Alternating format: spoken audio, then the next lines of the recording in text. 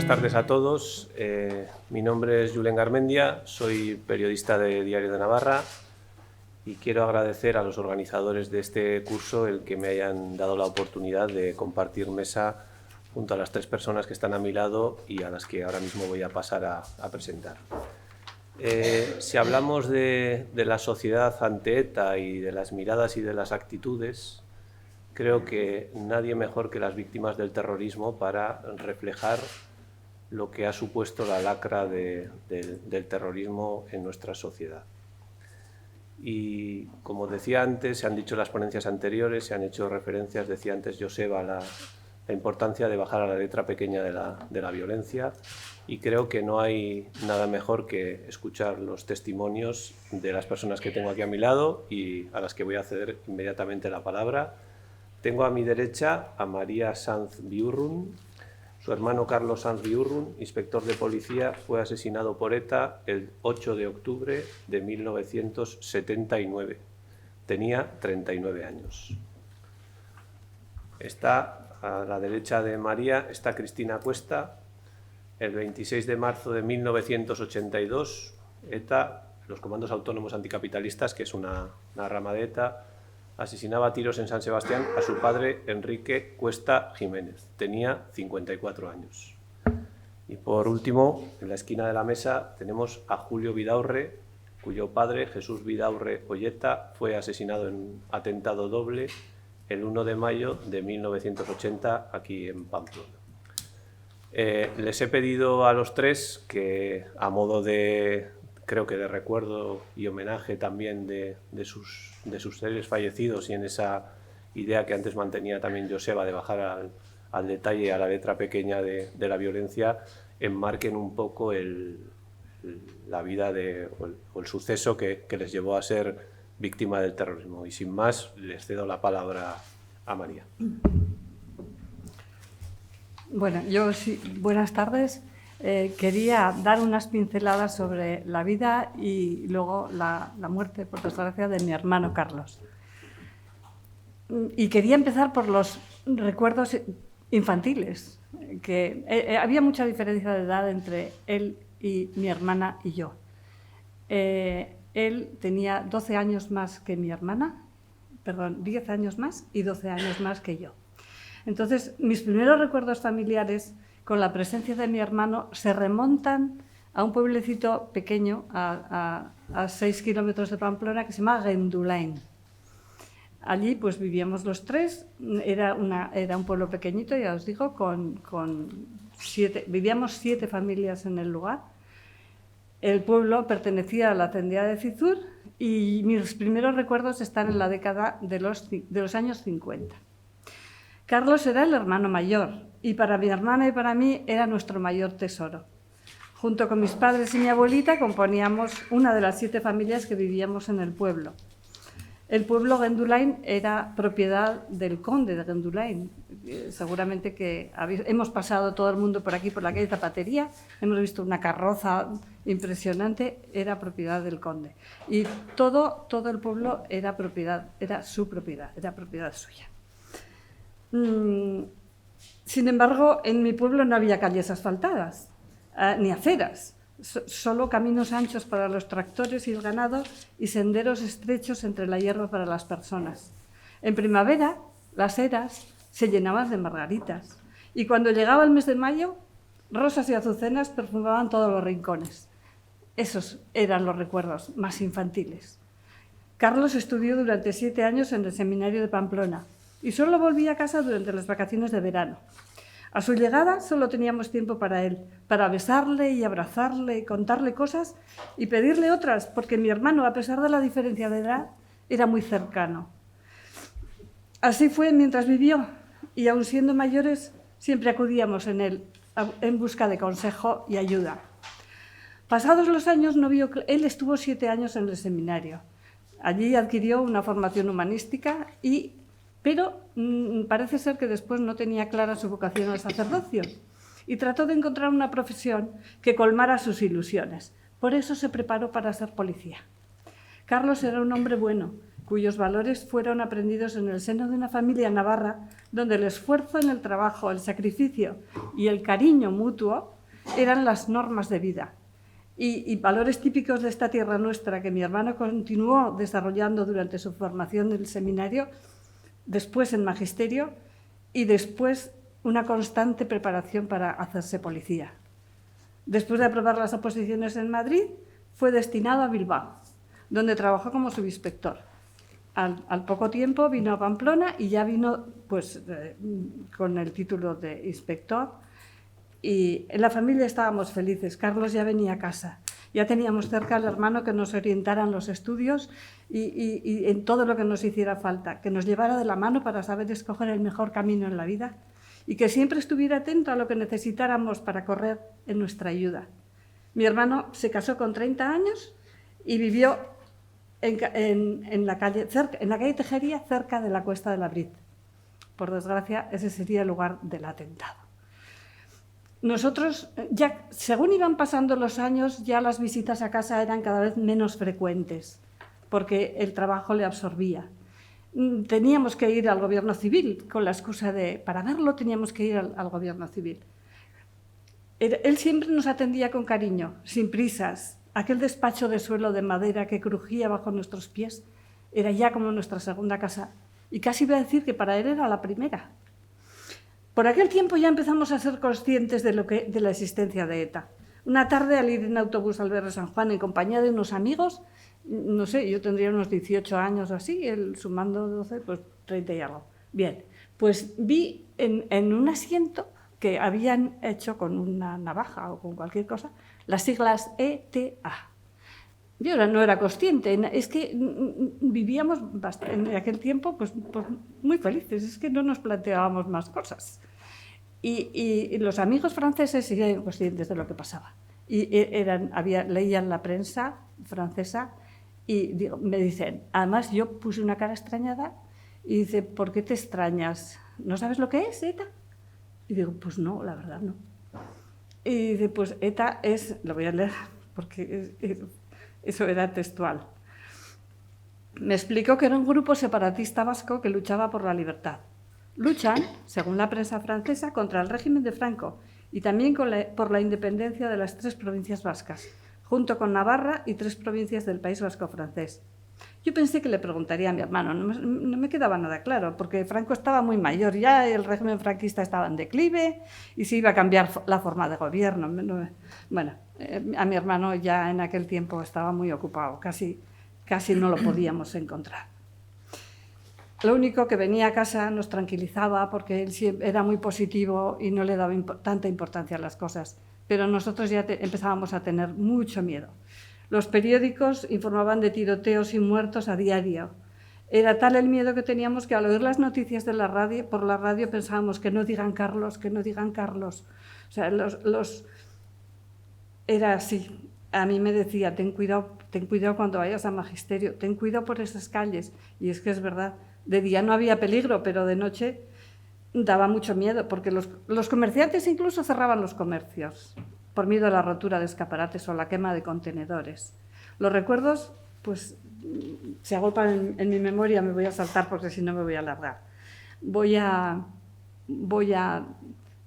contar un poquito el atentado, ¿no?, que lo ha comentado él. El día 8 de octubre la banda terrorista mató a mi hermano en la Cuesta de la Brit, a pocos metros de su domicilio en la calle Tejería. Su mujer, Teresa Ilarregui, pues no sobrevivió a los 5 años. Yo creo que la pena, la tristeza somatizó un cáncer y murió a los pocos años. A los terroristas no les fue difícil encontrar a Carlos porque tenía costumbres metódicas. Carlos había aparcado su coche a las 3 menos cuarto de la tarde cuando 2 asesinos del Comando Nafarroa perteneciente a ETA le dispararon en un fuego cruzado, produciéndole la muerte al instante. Unos vecinos oyeron los disparos y al asomarse vieron a un joven con barba que vestía una camisa de cuadros grises, manteniendo los brazos extendidos mientras la pistola caliente aún apuntaba a mi hermano. Los asesinos huyeron en un coche robado en dirección a Francia. Lo tenían muy fácil. Mientras mi hermano moría en un creciente charco de sangre. Nunca fueron detenidos ni juzgados los autores del asesinato. Solamente 2 integrantes del comando terrorista fueron juzgados y condenados por cómplices, por cooperadores necesarios. Esa misma tarde del asesinato de mi hermano, yo no sabía la tragedia que estaba a punto de suceder cuando las profesoras del Colegio Miravalles disfrutábamos de un rato de tertulia tomando café después de comer y reponíamos fuerzas para las clases de la tarde. Pero yo no di clase aquella tarde. Cuando mi marido me avisó del atentado, una sombra negra cayó sobre mí. Solamente me dijo que había tenido un atentado, pero enseguida intuí que lo habían matado. Solo quería llegar a casa, abrazar a mis hijos y a mi hijo mayor Alejandro, de 2 años, y ver con los ojos de mi hermana María Elena, nuestro hermano, que yacía sin vida en el servicio de urgencias del Hospital de Navarra. Ella sí pudo abrazarle y llenarle la cara de besos, como cuando éramos pequeñas. Tampoco pude asistir al velatorio en el gobierno civil ni a su funeral. Estaba embarazada de 8 meses y el médico no me lo permitió. Mi padre y mi hermana nos relataban que muchísima gente pasó a darle el último adiós y en medio de un gran silencio un joven desarrapado se echó encima del ataúd, llorando y diciendo en voz alta: «Tú eras como un padre para mí, ¿por qué te han matado?». Mi hermano Carlos, inspector del Cuerpo Nacional de Policía, fue asesinado a punto de cumplirse el primer año de vigencia de la Constitución de 1978. Norma que ha guiado nuestros pasos vacilantes hacia la democracia. Yo sé cómo se alegraría hoy al ver que la mayoría de los españoles hemos aprendido a vivir juntos, en libertad, a respetarnos y a reconocer, he dicho la mayoría, a respetarnos y a reconocernos en nuestras diferencias. Han pasado más de 40 años desde entonces, toda una época en la que han ocurrido acontecimientos de muchísima importancia en España. No nos han faltado las dificultades, como los 50 años de terrorismo de ETA, con decenas de secuestros, extorsiones, centenares de asesinatos perpetrados de manera indiscriminada, policías, militares, empresarios, políticos, empleados y hasta niños. ETA no podía consentir que la España nacida de la Constitución de 1978 avanzara con paso firme por la senda de la reconciliación y de la unidad, ni que fueran arraigando en la sociedad los valores democráticos de paz y libertad que para sí exigía. Por eso tenía que cortar de raíz nuestras esperanzas e hizo lo único que siempre ha sabido hacer: continuar de manera cruel con su estrategia de muerte. En su locura de odio, ETA ha querido sustituir el Estado democrático por su dictadura totalitaria, y a fe que lo consiguió en un amplio territorio, allí donde la sociedad estaba aterrorizada. A menudo nos preguntábamos por qué la banda terrorista le había elegido a él precisamente para matarlo. Y yo pensaba que los asesinos eran personas sin raciocinio ni voluntad, manipulados por otros que les mandaban matar sin piedad. Pero al pasar el tiempo y llorar a más de 800 víctimas mortales, deduje que sabían muy bien lo que hacían. A mi hermano lo mataron por ser navarro, bueno y servicial. Toda amabilidad, como decía el Diario de Navarra al día siguiente.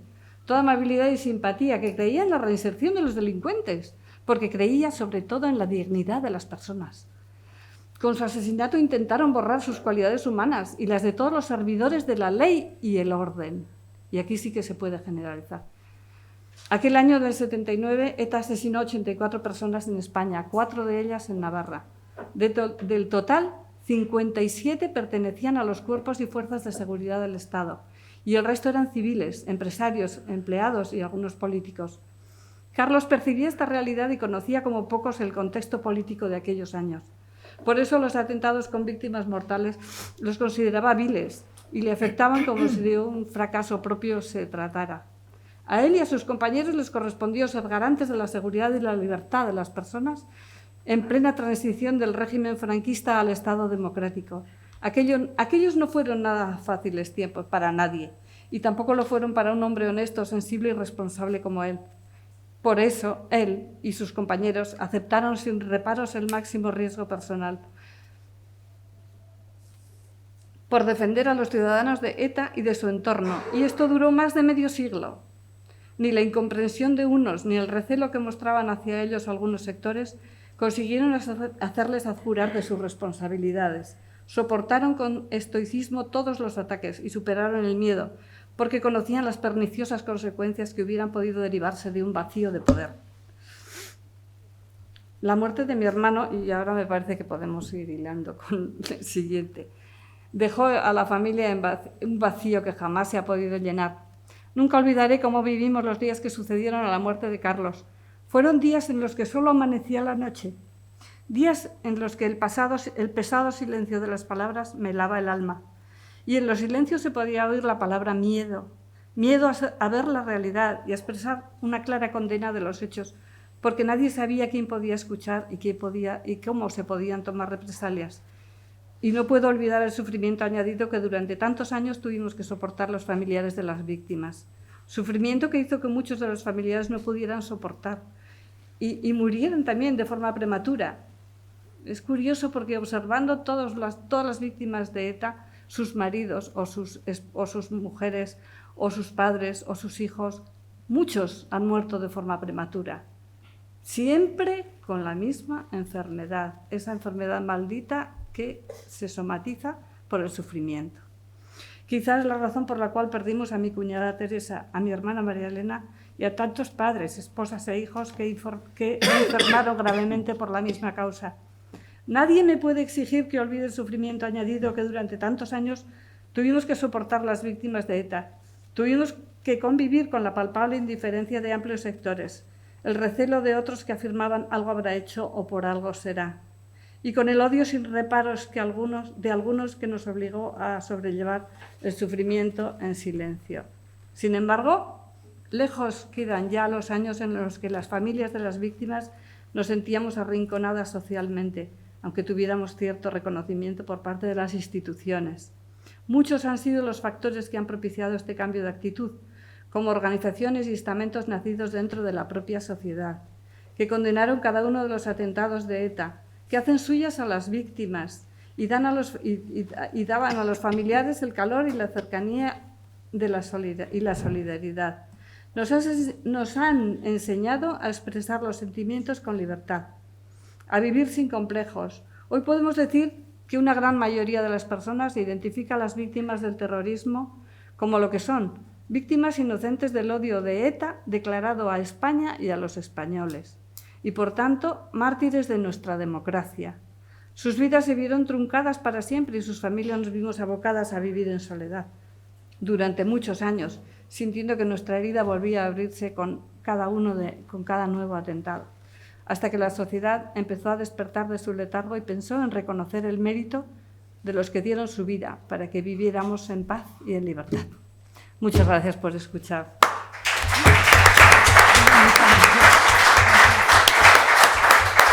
Yo creo que me he alargado demasiado, ¿verdad? Pero yo quería decirlo porque se lo merece. Bueno, buenas tardes. Encantada de estar aquí una vez más en Navarra. Me siento como en casa. Muchas gracias a la Fundación Víctimas del Terrorismo, al Centro Memorial, a la universidad. Y además, bueno, pues un poco cohibida porque hay dos víctimas amigas aquí navarricas entre el público y yo soy guipuzcoana. Yo me quiero dirigir especialmente a la gente joven que hay aquí, por supuesto a todo el mundo, pero quiero hacer primero, como siempre hago últimamente cuando tengo la oportunidad de hablar, un ejercicio, y en las clases, cuando voy a las aulas a compartir mi experiencia, un ejercicio activo de memoria. Hacer un ejercicio activo de memoria, por supuesto, es lo que estamos haciendo aquí, escuchando a las víctimas, dialogar con las víctimas, reconocer el tiempo pasado y, sobre todo, intentar interpretar un significado positivo que nos sirva, ¿no?, para ser mejores personas y mejores ciudadanos.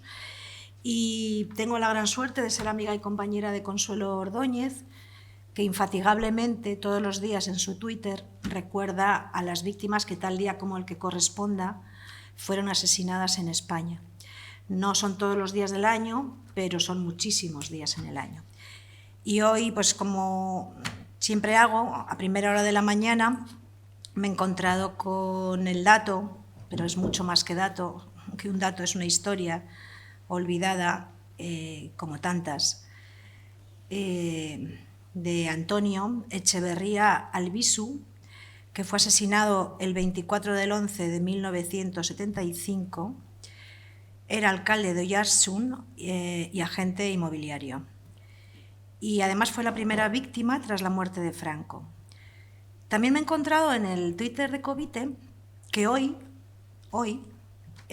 SARE, todos conoceréis, la organización SARE, organiza un acto en el Ayuntamiento de Oyarzún en recuerdo de un preso terrorista. Y bueno, pues este quizás sea, en síntesis, los temas que me preocupan como víctima y el análisis de los cuales quiero compartir con vosotros, ¿no? Porque esto es historia, por supuesto, pero también es presente, porque defiendo que hay todavía temas importantísimos que no se han resuelto y además en las charlas anteriores también se ha hablado de ello. Pues bien, yo soy víctima del terrorismo pues porque mi padre fue asesinado en 1982 en San Sebastián. Mi padre se llamaba Enrique Cuesta Jiménez, era riojano, se enamoró perdidamente de una vasca, porque el destino es así, Pilar Gorostidi Alba, y ya se quedó en San Sebastián. Como mis abuelos no pudieron pagarle una carrera, pues fue ascendiendo en Telefónica hasta llegar a ser en 1980 subdelegado, año en el que el terrorismo entró en nuestras casas para no irse jamás. El 23 de octubre de 1980, el jefe de mi padre, nombremos, humanicemos, recordemos en la dimensión de la persona a la que se le arrebató todo, Juan Manuel García Cordero, es asesinado por los comandos autónomos anticapitalistas, un hombre bueno, un hombre normal, casado con 7 hijos y jefe de mi padre. Yo entonces tenía 18 años, yo creo que por aquí sois un poquito mayores, ya sois universitarios. Y el sueño de mi vida era ser periodista. Yo había asistido a muchas fiestas hasta ese momento pues en los pueblos cercanos a Donosti y no le di importancia, la verdad, en que por ejemplo, las guirnaldas estaban hechas con guardias civiles colgados, por ejemplo. Vivíamos una etapa convulsa, la transición democrática. Yo no estaba especialmente involucrada en ningún movimiento político, pero sí recuerdo muy fuertemente una sensación de necesidad de huida. Y de hecho, paradojas de la vida, yo quería ser reportera internacional, de conflictos internacionales. Susan Sontag era mi referente. Y bueno, pues iba pasando el tiempo hasta que llegó el asesinato del jefe de mi padre. Yo ya había empezado a estudiar periodismo, bueno, estaba terminando ACU para empezar periodismo. Y bueno, ahí hay un antes y un después. Hay una conversación en casa de mis padres en la que mi padre le dice a mi madre: me han ofrecido irnos a Zaragoza porque hay mucho miedo, hay mucha amenaza, no sé qué va a pasar con la jefatura de Telefónica. Y mi madre, esas frases que tienen las madres tan sabias, que te acompañan en tantos momentos de la vida, le dijo a mi padre: ¿por qué nos vamos a ir? No hemos hecho nada. Y a mí es una de las frases que se me quedó grabadas. Y yo no lo entendí, porque yo me quería ir a Zaragoza porque había más ambiente universitario, porque nos aislábamos y nos distanciábamos del follón cotidiano, porque claro, las consecuencias de esto fue que mi padre tuvo que tomar medidas de protección, cambiamos de domicilio, 2 policías nacionales ya le acompañaban todos los días, y bueno, yo seguía haciendo más o menos mi vida, hasta que llegó un 26 de marzo, año y medio después. Casualmente yo estaba en San Sebastián y hablé con mi padre esa mañana, una conversación que tampoco he olvidado nunca y que comparto con los jóvenes cuando voy a las aulas, y me dijo: bueno, pues luego nos vemos, hija, un beso. Y yo le dije: sí, luego vamos a ver cómo celebramos. Y como anécdota, yo le pedí un vale de descuento para comprarme un vaquero. Y las últimas palabras de mi padre fue: tú como siempre pidiendo, hija. También algo muy típico, porque yo intento transmitir la humanidad en su complejidad, ¿no? Lo bueno y lo malo, la vivencia, para que los jóvenes especialmente entiendan la tercera dimensión, porque nos ha tocado a nosotros, pero os podía haber tocado a cualquiera de vuestros familiares. Y a partir de ese momento, bueno, llegaron las 3 de la tarde, mi padre salió junto a uno de sus escoltas, Antonio Gómez, el Policía Nacional, que le protegía, y fue abordado por 2 terroristas de mi misma edad, y voy a hablar así porque ha habido una sentencia, de mi misma edad, que vivían muy cerquita de donde yo vivía, que esa mañana libremente decidieron, por sus ideas fanáticas, por la cosificación que habían hecho de mi padre, al que no conocían absolutamente de nada, por las ideas radicales y extremistas que habían recibido, decidieron libremente atentar contra mi padre y matarlo, asesinarlo junto a su escolta, el Policía Nacional de 24 años, Antonio Gómez. A partir de ese momento, pues hay un antes y un después, como en todos los casos de las víctimas del terrorismo. Primero, yo creo que estaremos todos de acuerdo, intentamos sobrevivir. A mí particularmente me ayudó tener que dedicarme a mi hermana y a mi madre, porque estaban peor que yo. Mi madre entró en una depresión profunda y mi hermana tenía 14 años. Dejé de estudiar, me puse a trabajar en Telefónica y viví un periodo inicial pues, con muchos tipos de victimación, desde la primaria, la secundaria y la terciaria, ¿no? Que es una cuestión técnica, pero que tiene que ver concretamente con las respuestas del entorno, las respuestas institucionales y también el autoconcepto que hemos tenido como víctimas. Porque las víctimas en nuestra época, me gustaría compartirlo y preguntárselo a mis compañeros también, yo clarísimamente me sentía integré que mi padre era culpable de lo que le había pasado en ese momento. ¿Por qué? Porque el entorno me preguntaba en qué estaba metido tu padre. Porque siempre hay un comunicado, como bien sabemos, el que justifica la barbarie. El entorno se aleja de ti porque no quiere inmiscuirse con las personas para no estar marcadas. Y así vivíamos. Es pues la esencia o la peculiaridad de este tipo de criminalidad, ¿no? Bueno, hay otras, pero está muy marcada y sobre todo durante muchísimos años, que afectó a mucha gente. Hace 2 semanas una amiga mía vino a pasar, una amiga que conocí en la universidad, porque yo ese mismo año ya me puse a estudiar filosofía en el nocturno, y me dijo que hasta tercero de carrera, bueno, se llamaba carrera, ahora tiene el nombre de grado, que hasta tercero yo no le dije que era víctima del terrorismo. Y ella sigue la cadena, ¿no? Y ella pensaba que yo era hija de militar, puesto como no me hablaba nunca de mi padre, ni la profesión de mi padre. Y entonces, pues, esto viene a colación porque estoy recogiendo muchas anécdotas, muchos recuerdos, contrastando con mucha gente, porque algún día pues, me gustaría escribir algo en detalle. Yo entré al mes exacto a trabajar en la central telefónica en San Sebastián por la misma puerta por la que había salido mi padre. La Policía Nacional, con muy buen criterio, con buena intención, por supuesto, me dijo que la información seguramente habría salido del entorno de la empresa de Telefónica. Yo no veía más que terroristas por todos los pasillos, reconociendo que había gente muy buena y muy querida que me ayudó mucho, por supuesto, pero que estábamos absolutamente mezclados, que había una legitimación terrorista en el que las víctimas no aparecíamos, ni se nos esperaba, ni se nos preguntaba. En el nocturno en Telefónica yo tuve, bueno, un momento muy duro, hay algunos muy duros, pero también tengo una buena capacidad de recuperación, afortunadamente, porque estudiando en la universidad, yo fui a una asamblea en el aula magna y vi una pintada que me estremeció y me tuve que ir al baño a llorar. En la pintada ponía: la familia Garrido se fue como el humo de las velas. La familia Garrido es la familia del gobernador militar que asesinaron en el centro de San Sebastián en 1986, junto a su mujer y un hijo. Ese nivel de crueldad hemos vivido a las víctimas. No ha sido solo olvido, que también. Ha sido mucha humillación constante y a veces, bueno, concretamente otro detalle de la universidad. Como estamos en un ámbito universitario, yo vi un Gora ETA en la universidad. Y me acuerdo perfectamente de mi gesto, mirando para un lado o para otro, puse entre paréntesis: ¿y si matan a tu padre? Qué pena de foto, no había móviles. Al tiempo, al poco, ya no me acuerdo si 1 o 2 días, me respondieron y me dijeron: algo habrá hecho. Las víctimas hemos cargado con la culpa, que es algo inimaginable a la hora de aguantar el peso de la victimación. Hemos vivido en el aislamiento y en muchas situaciones durísimas de soportar. Con estas ideas y estas situaciones yo me fui dando cuenta que no conocía otras víctimas. Yo me fui dando cuenta que la sociedad no reaccionaba. No entendía cómo las víctimas no aparecíamos. No entendía ese nivel de crueldad del terrorismo, del contraterrorismo, de los muertos diarios, de las manifestaciones, de la violencia callejera. No había consignas de paz. El espacio público era de los violentos y del follón permanente.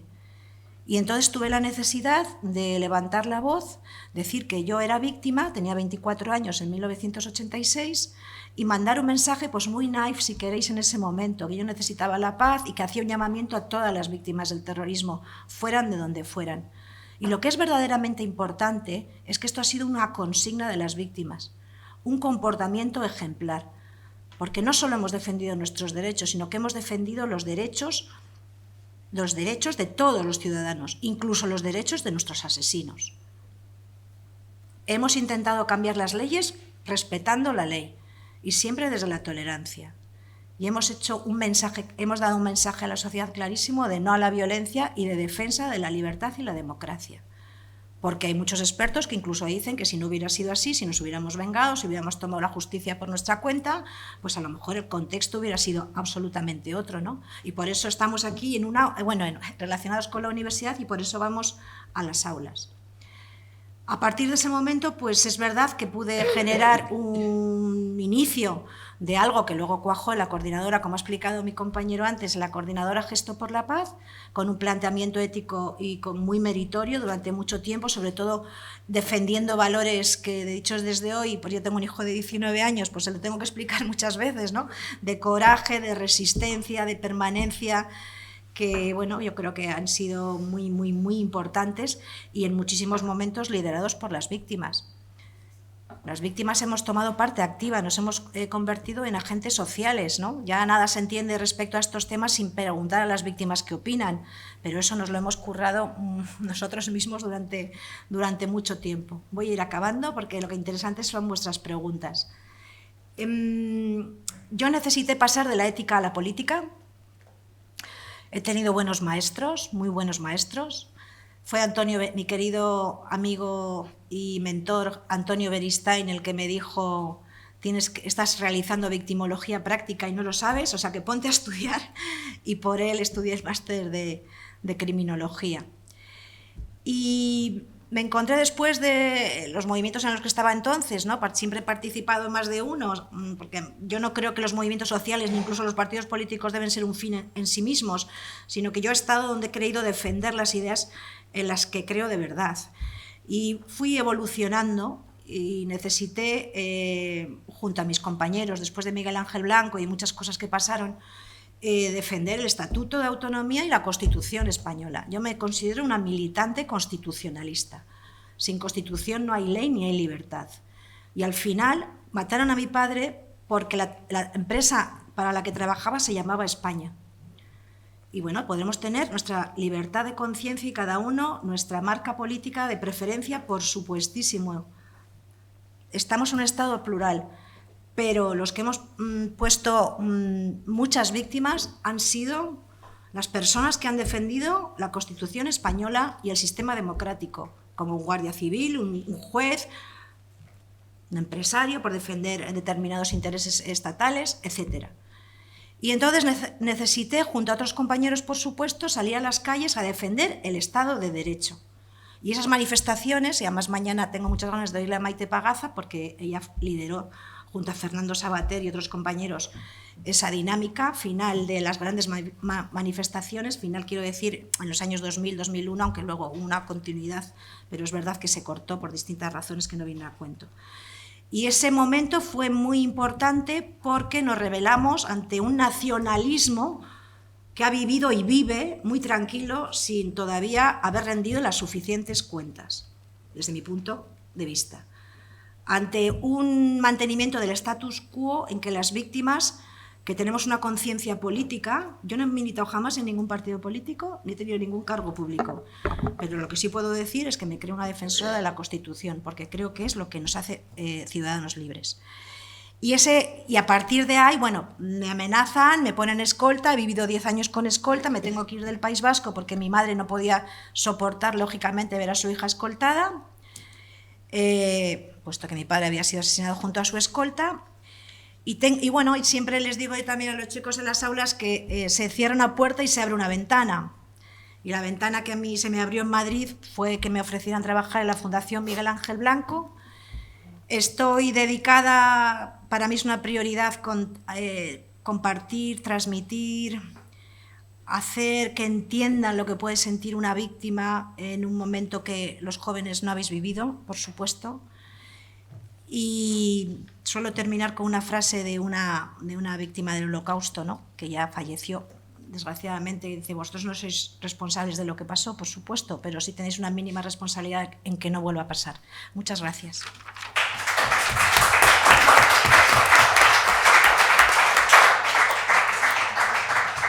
Julio, por favor. Bueno, después de estas intervenciones francamente brillantes, la verdad es que no sé qué voy a decir, porque vamos, ha sido espectacular. Bueno, desde el punto de... A mí, personal, no me gusta mucho personalizar las cosas, porque entiendo que las víctimas del terrorismo es algo muy global, pero bueno, en este caso pues voy a personalizar un poco para que os hagáis una idea de lo que supuso en mi familia el asesinato de mi padre. Yo tengo muy pocos recuerdos, yo puedo transmitir muy poco porque era un crío muy pequeñito en el momento que mataron a mi padre, que fue en el 80, aquí al lado, en la plaza de San Francisco de Asís.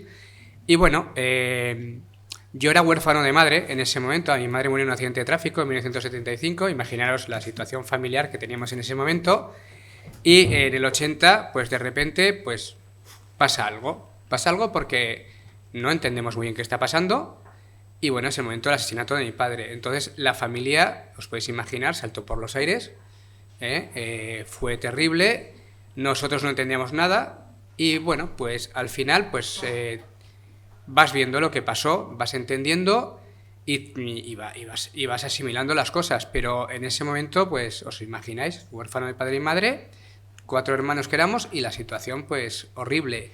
Y además en una sociedad que, pues como acabamos de hablar, ¿no? Una sociedad que rápidamente decía, tú eres culpable de lo que fuera.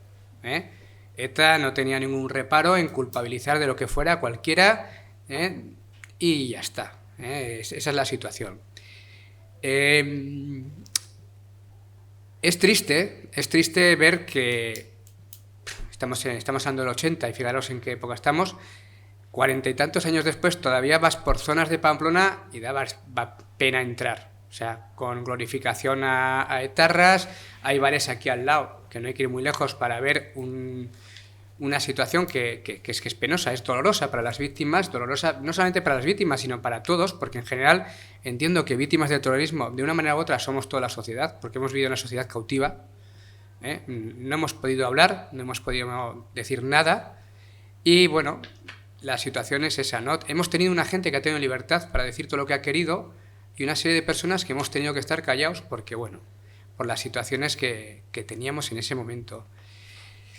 Yo, por desgracia o por fortuna, he visto situaciones muy desagradables. Yo estuve destinado en Mostar, en la antigua Yugoslavia, y me tocó ver, yo formaba parte del Ejército de Tierra y estaba destinado a la Brigada Internacional Salamander, que estamos de Fuerza de Intervención de Paz, adscrita a la OTAN, ¿no? Y bueno, aquello era terrible. O sea, y se veía la cara dura de verdad de la gente. Pero la dinámica ya es la misma. O sea, la dinámica, y además creo que no recuerdo la frase que decía Primo Levi, pero básicamente es: tienes que hacer que el otro, deshumanizarlo. En el momento que logras que el otro está deshumanizado, ya no es nadie, ya no es persona, con lo cual, pues no pasa nada. Esto lo hacían los nazis, lo hicieron los serbios, lo hicieron los croatas y lo hicieron los bosnios musulmanes. Al otro inmediatamente los deshumanizaban. Y es una dinámica que funciona en todas partes. Aquí en España hemos tenido la suerte que nosotras, las víctimas, pues nunca hemos pedido venganza, sino lo que hemos pedido es justicia. Y por desgracia no la hemos tenido. O sea, en un tanto por ciento, puede ser la mitad de las víctimas del terrorismo, no hemos tenido ni juicio, ni hemos tenido nada. O sea, que lo mínimo que se puede pedir en un Estado de Derecho es justicia. Y cuando dices que prácticamente la mitad de las víctimas del terrorismo no la han recibido, es terrible. Claro, a vosotros que tenéis 20 y tantos años, os puede dejar un poco sorprendidos esto, pero la justicia en este país no ha funcionado, ha sido un desastre y nos ha dejado abandonados. Y aún así, con la invisibilización que se nos ha sometido, con el chantaje moral, con el no poder hablar de lo que nos ha pasado y aún no haber recibido justicia, creo que en general se puede decir que hemos tenido una visión una altura de miras, porque al final la sociedad es más que esta gente, ¿no? Y tenemos que empezar a funcionar como una sociedad normalizada, en la cual se puede hablar de las cosas y en la cual pues haya gente que empiece a darse cuenta de lo que ha hecho y empezar a pedir perdón, pero de verdad, y empezar, por ejemplo, a decir y a resolver los crímenes que se cometieron. Hay un montón de... Todos estos crímenes que os hablo no se han resuelto, y los etarras que los cometieron en buena parte no admiten su autoría. O sea, es que no, es terrible. Y bueno, como os podéis imaginar, pues a nivel personal la situación fue demoledora y catastrófica, y a nivel ya adulto, una persona ya con 50 años que ya ves las cosas de otra manera, pues el ser humano es un lobo para el ser humano, y es que no hay otra. O sea, por desgracia, lo que se ve, lo que vemos en la tele, lo que está pasando ahora mismo en Ucrania, o sea, al final es que es un cliché que se repite. Pero vuelvo a repetir, aquí la diferencia somos las víctimas, que nunca hemos pedido venganza, sino lo que hemos pedido es justicia. Y luego, bueno, no puedo hablar de otro, voy a hablar de un compañero de Langarica, de UPN, que hace unos años pues no fue asesinado por ETA de milagro, y nació porque alguien se dio cuenta que está pasando algo, avisó a la policía y detuvo al que iba a matarlo. O sea, a veces el estar vivo simplemente es que alguien diga, aquí está pasando algo raro, y llame a la policía. O cambiar una rutina, y en vez de ir hoy a coger el pan, pues voy a por el periódico al otro lado. Y es triste que una sociedad en lo que está pasando esto sigamos como si no ha pasado nada en muchos casos. Nosotros tres somos víctimas de los peores años de ETA, del 79, del 80 y el 82. Y bueno, yo creo que al final aquí estamos dando testimonio y bueno, pues yo creo que por mi parte ya está, y podéis preguntar lo que queráis, oye.